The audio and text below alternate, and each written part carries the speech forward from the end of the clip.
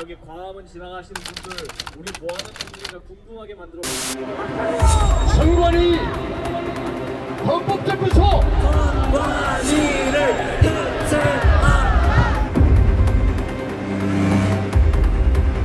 계엄을 안 했으면은요 나라가 공산화가 완성이 됐어요. 계엄이 합당 어느 정도는 필요했구나.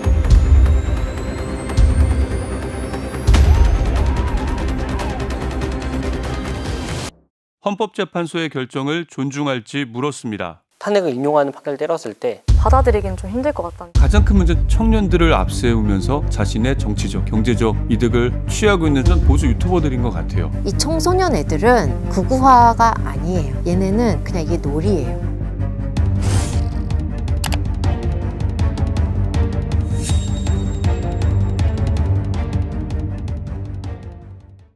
네, 안녕하세요. 특종의 발견, 저는 배성재입니다. 요즘 이 뉴스를 자주 보시거나 도심 집회를 한 번이라도 다녀오신 분이라면 잘 아실 겁니다. 소위 말하는 윤석열 대통령 지지 집회에 2030 청년들의 이 참여가 굉장히 는 것을 보실 수가 있는데요. 이 젊은이들이 어떤 생각으로 이 집회에 나왔는지, 또 이 생각은 어떻게 갖게 됐는지, 이런 점들을 지난주 뉴스토리 통해서 자세히 취재한 기자를 특종의 발견에 모셨습니다. SBS 보도본부 뉴스토리 팀 정영택 기자 모셨습니다. 어서 오십시오. 네, 안녕하세요. 네, 안녕하세요.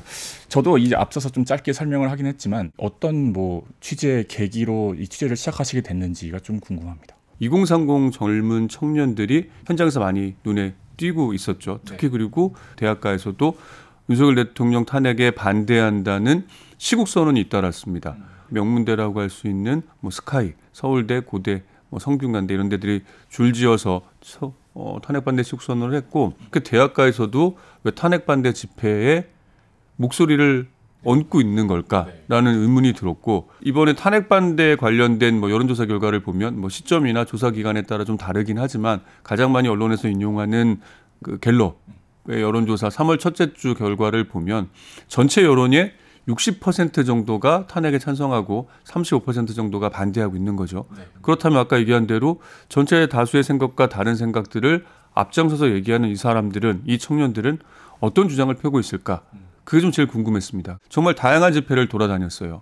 대학가의 탄핵 그 반대 시국선언 현장도 따라다녔고, 그다음에 가장 보수 집회가 크게 열린다고 하는 3.1절 광복절 중에 하나인 3.1절 집회 현장도 갔고, 또 이제 특정 인종에 대한 반감을 조금 더 공격적으로 드러내는 멸공 페스티벌이라는 집회 현장도 갔었고. 굉장히 강성을 또 가셨네요. 네. 취재 기간이었던 2월 중순부터 3월 초까지에 있었던 거의 모든 집회는 취재했다, 이렇게 봐주시면 좋을 것 같습니다. 막 교문 앞에서 싸우고 이제 양쪽이 갈라진 게 물리적으로 보이고 이런 집회들이 있었어요. 이 부분에 있어서는 이제 사실은 제가 취재했던 보수 청년들의 얘기를 좀 먼저 전하고자 하면, 본인들은 자신의 의견을 표출하려고 했던 것뿐이다. 그런데 이제 우리 대학 내에서, 그 해당 청년들이 속한 대학 내에서 탄핵 반대 목소리를 내는 게 온당치 않다라고 하면서 이제 대진연이라고 하는 진보 청년들의 또 세력이 있잖아요. 맞불 집회를 열게 되고 반대 집회를 하게 되면서 오히려 갈등과 충돌이 더 벌어진 거다. 본인들의 공간이 충분히 확보됐으면 이런 혼란은 없을 거다라는 얘기를 하긴 했습니다. 다만 이제 이게 말씀하셨던 것처럼 그 탄핵 반대 목소리를 내는 시국선언에 참여하는 대학생들, 재학생 중심의 대학생들은 극히 소수였던 것 같고요. 가장 큰 문제는 보수 유튜버들인 것 같아요. 일부러 자신의 생각과 반대되는 그 집회를 하는 학생들에 대해서 혐오, 배제, 폭력적인 발언들을 쏟아내고 오히려 충돌, 갈등을 충돌과 갈등을 조장하는 이런 행위들을 하고 있다는 말이죠. 일부 그 충돌과 갈등을 조장하는 극우 유튜버들을 배제하고 한다고 하면, 저는 탄핵 찬성 반대되는 의견들이 자유롭게 분출되는 공간이 대학가일 수도 있겠다, 이런 생각을 하기는 합니다. 저는 보수라고 생각합니다. 저도 보수라고 생각합니다. 보수. 이번 뉴스토리가 사실 되게 저는 소구력이 높았었던 부분이 청년 세 분을 인터뷰하신 거였어요. 이분들 얼굴을 드러내놓고 말씀을 하셨어요. 집회 현장이라는 공간이 제공하는 한계라는 게 분명히 있잖아요. 아무래도 격앙된 발언들, 강성 표현들이 나올 수밖에 없고, 또 주위 분위기에 휩쓸리게 되니까 생각을 정리할 수 있는 시간도 부족할 거라고 생각을 했고, 그래서 이렇게 자신의 생각을 정리해서 차분히 말하고 들어볼 수 있는 어떤 장을 만들면 좋겠다. 그게 취지였어요. 말씀하신 대로 섭외하는 게 쉽진 않았습니다. 그래서 다양한 곳에 이제 섭외 요청을 했었고 그 중에 이제 취지에 공감해 주신 곳과 청년들을 우리가 이제 출연하기로 동의를 얻게 된 거죠. 그래서 그분들이 용기를 내주셨던 만큼 저희도 그분들의 생각을 충실히 전달하려고 어떤 뭐 편집이나 왜곡 없이 그분들의 주장을 가급적 정확히 전달드리려고 했던 게 이번 그 취재 과정에서 저희가 좀 포인트를 뒀던 지점이라고 할 수 있습니다. 이분들이 나오셔서 되게 솔직하게 답변을 다 하셨어요. 저는 사실 개인적으로는 이 헌재 판단에 수긍할 수 있겠습니까? 물었을 때 저는 힘들 것 같아요라고 얘기하는 게 솔직히 저는 좀 당황스러웠거든요.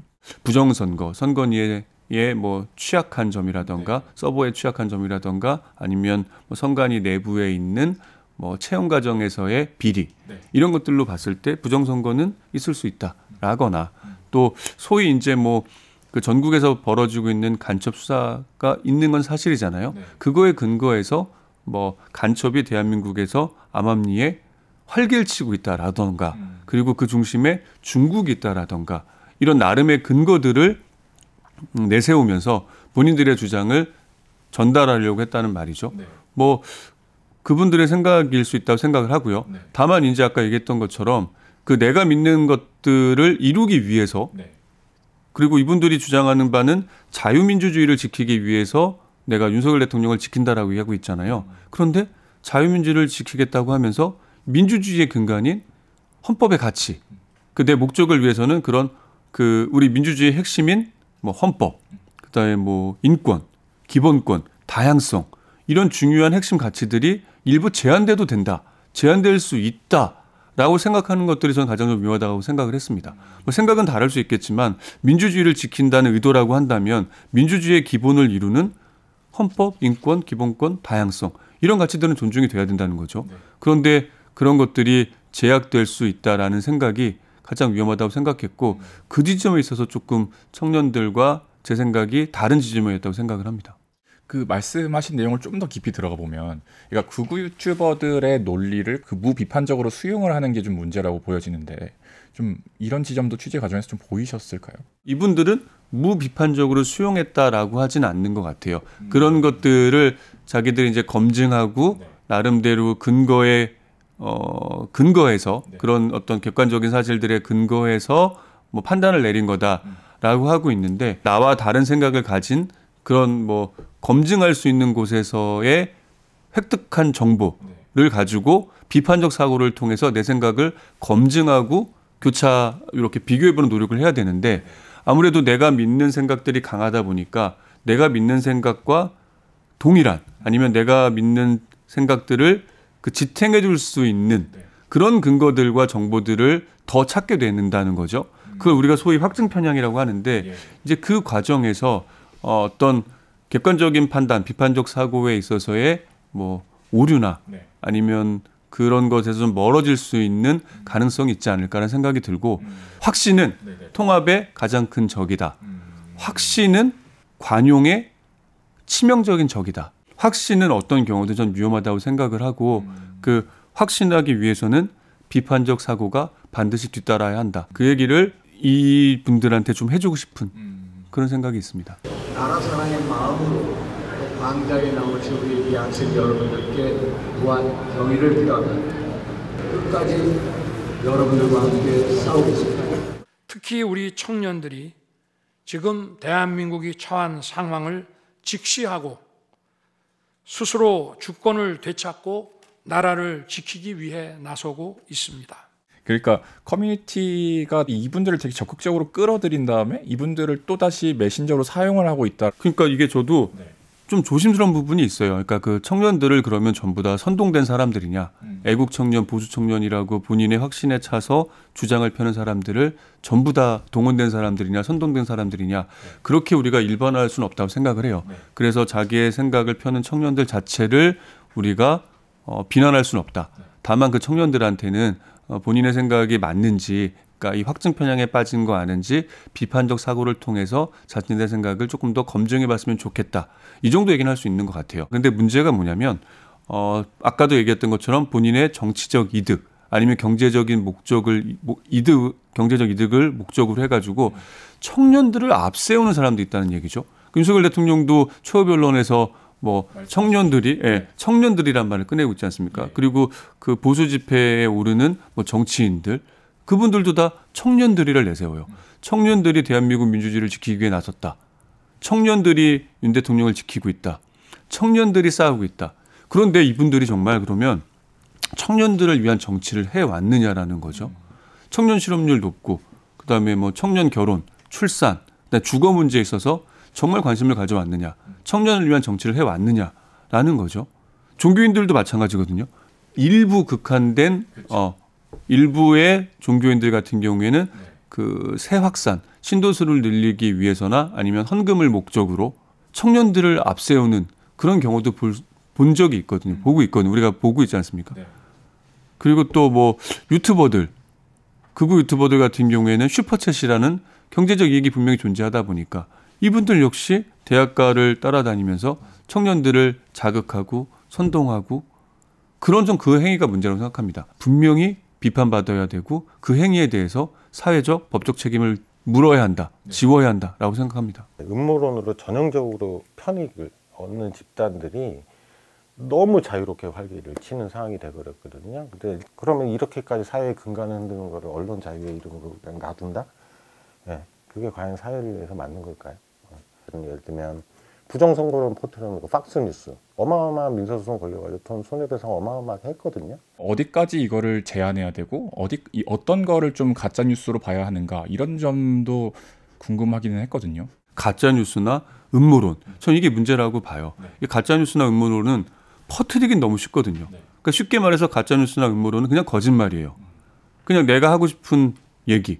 그러니까 요만큼의 사실에 자기의 주장을 대부분 담아서 마치 사실인 것처럼 과장하고 선전하는 게 그게 음모론이고 가짜뉴스가 될 텐데 이렇게 쉬운데 사실 처벌은 거의 없거든요. 그런데 반면에 그걸로 인한 그 사회적 비용은 막대하다고 합니다. 전문가들을 만났는데 지난해 기준으로 우리나라 그 1년간 GDP가 대략 한 2,500조 정도 하거든요. 근데 만약에 이런 그 가짜뉴스 뭐 계엄령이 계몽령이었다라던가 이런 얘기들.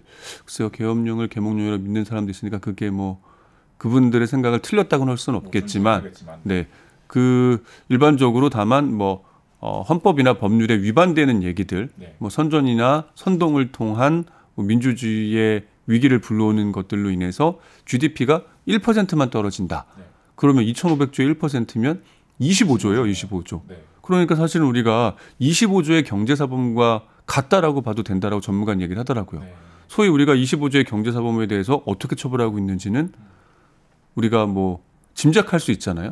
이런 악의적으로, 그러니까 뭐 내가 몰라서 무지해서 하는 게 아니라 정말 악의적으로 정치적 목적이든 경제적 이득이든 악의적으로 음모론과 가짜뉴스를 확산시키는 세력에 대해서는 이제는 그에 합당한 책임을 묻고 적극적인 처벌을 해야 된다라는 목소리가 제기되고 있는 게 사실입니다. 이 청소년 애들은 극우화가 아니에요. 네, 얘네는 그냥 이게 놀이예요. 계엄을 굉장히 낭만적으로 봐요. 담 넘는 거는 구질구질한 거고, 자, 계엄이 왜 낭만적이냐? 권력을 마음대로 휘두르는 것이기 때문에 되게 낭만적으로 보여요. 담 넘는 거는 약자가 하는 짓이잖아요. 이 청년들의 얘기뿐 아니라 이번 뉴스토리에서 청소년 얘기도 담겼습니다. 그러니까 좀 섬뜩했는데 이게 놀이다라고 이제 이야기를 하면서 게임 이야기도 나왔고요. 이제 문제는 뭐냐면 이게 집단의 동질성이라는 게 있잖아요.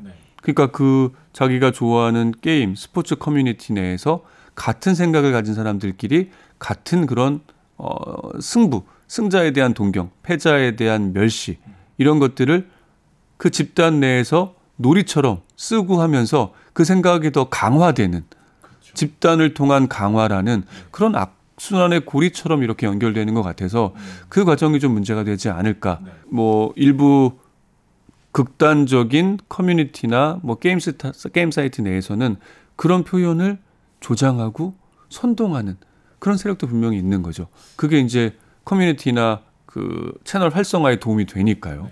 그런 것들이 좀 규제가 필요하다는 거고 권정민 교수님 같은 경우에도 그 아들이 이제 극우 유튜브에 빠져가지고 뭐 일상생활에서 변화하는 모습을 지켜봤다라고 해서 그 아들과 어떻게 그 극우 커뮤니티에서 벗어나올 수 있게 했는지를 SNS에 글을 올린 게 화제가 됐었잖아요. 그러니까 교수님 말씀은 아이들은 극우화됐다라고 단정 지으면 안 된다는 거예요. 아이들은 그게 잘못된 건지 모르고 그냥 또래가 쓰는 언어로서 놀이로서 그런 혐오 또 배제 공격적인 표현들을 쓰고 있을 뿐이라는 거죠. 왜냐하면 또래에서는 이게 놀이고 맞는 거고 문화고 자기도 그 경험을 통해서 그런 것들에 익숙해져 있잖아요. 스스로 비판적 생각을 할 수 있도록 대화를 이끌어가는 게 중요하다고 하더라고요. 음모론자들이 흔히 음모론을 믿지 않는 사람들을 자신의 적으로 간주하거나 이제 헌재 결정이 나지 않습니까? 이번 주에 날 가능성이 크게 지금 가능성이 따져지고 있는데 어떻게 이 결정을 우리가 어떻게 받아들여야 할 것이다 라는 게 이번 취재를 하시면서 좀 보였던 게 있으신지. 내 생각이 다르다고 해서 상대를 무조건 괴멸해야 될 상대 그리고 나와 다른 헌법재판소의 결정이 나왔다고 해서 헌법재판소를 뭐 부수자 헌법재판소에 대해서 국민저항권을 발동하자 이런 극단적인 주장 반위헌적이고 반헌법적인 주장을 해서는 안 된다는 거죠. 그 우리 시민사회하고 언론이 이런 극단적인 주장에 대해서는 우리 민주주의의 질서, 민주주의의 근간을 흔드는 주장에 대해서는 철저히 검증하고 이런 주장은 잘못됐음을 알려야 한다고 생각을 합니다. 그리고 무엇보다 중요한 건 우리 정치인들의 자세라고 생각을 해요. 최근에 이제 그 다행스러운 건 그나마 뭐 거대 양당이 헌법재판소 결정을 수용하겠다. 뭐 서로의 진위는 의심하지만 그런 선언들을 해놨잖아요. 그 약속을 책임 있게 반드시 지켜야 하고 자기 정당을 지지하는 유권자에 대해서도 헌재 결정을 받아들이더라고 설득할 수 있어야 합니다. 그래야 우리 그 사회의 갈등과 분열을 줄일 수 있고 양측 모두가 얘기하고 있는 우리 사회의 민주주의를 지킬 수 있는 길이라고 생각합니다. 물론 댓글 중에서는 그 청년들을 방송이 이용한 거 아니냐 이런 뭐 부정적인 댓글도 있었지만 취재 의도는 그분들의 생각을 충분히 전달하고 싶었다는 거고 분량적으로도 되게 많이 신경을 썼어요. 청년들의 얘기만 순수하게 다룬 게 한 8분 정도 되거든요. 저희가 24분 프로 중에 8분 정도를 다뤘고 절반쯤은 나온 것 같습니다. 그래서 그 청년들과 시청자들을 동시에 배려하고 존중하기 위한 조치였다라고 이해해 주시면 좋겠고 다만 말씀드렸던 것처럼 자신의 의견을 마이크 앞에 서서 카메라 앞에 서서 적극적으로 말씀해 주신 청년들한테는 고마움을 표하고 싶습니다. 네, 알겠습니다. 오늘 말씀 여기까지 듣겠습니다. 취재하느라 고생 많으셨고 나와주셔서 감사합니다. 네, 고맙습니다. 네, 감사합니다.